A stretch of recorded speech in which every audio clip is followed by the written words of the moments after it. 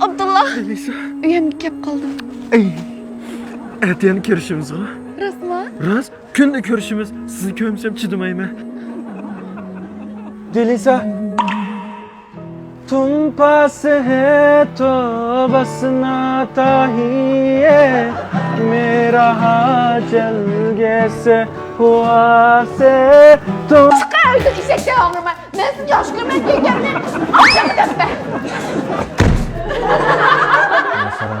yana kesib tutibdi de. Gugu gaga, gugu gaga.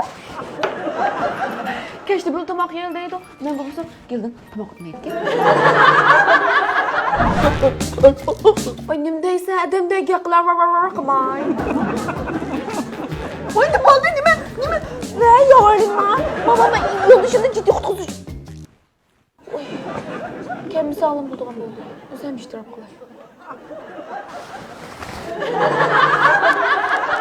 Canım keyinci balına qo'yib qolsak siz qiz bo'lishni umid qilamsiz yoki o'g'il bo'lishni? Mayli, o'g'il olsin bo'ldi, qiz olsin bo'ldi.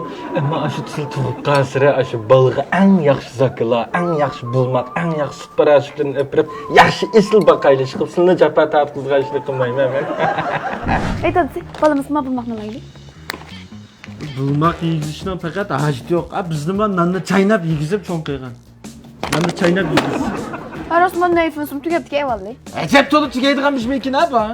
Bada bizden imitse, bizden ne yapım işiltse.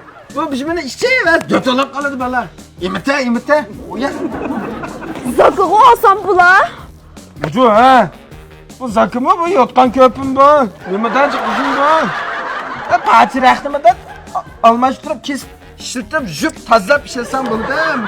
Kutuma çıkarlar, o da Allah desem mi yak, bunu Allah desem mi yak. Sen balan emas, bana dostlarımın anlar, ben Gülberge hınçan yiyeceydik ki anı balan boyumu naydi yaxşı dem Altay'dan geldim demiş ki epkilerdim sen bunu. Üzem alsam şu. Ma ağa yotkan köpeğinden pulga qayla. Rahat gizakiden net skili de.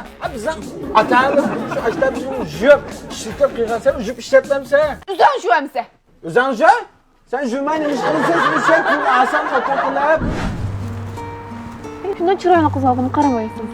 Sildek sıraylık mayaptın tuz qaylab jursam kezem yiyecek nasıl çıkıp kalmam da.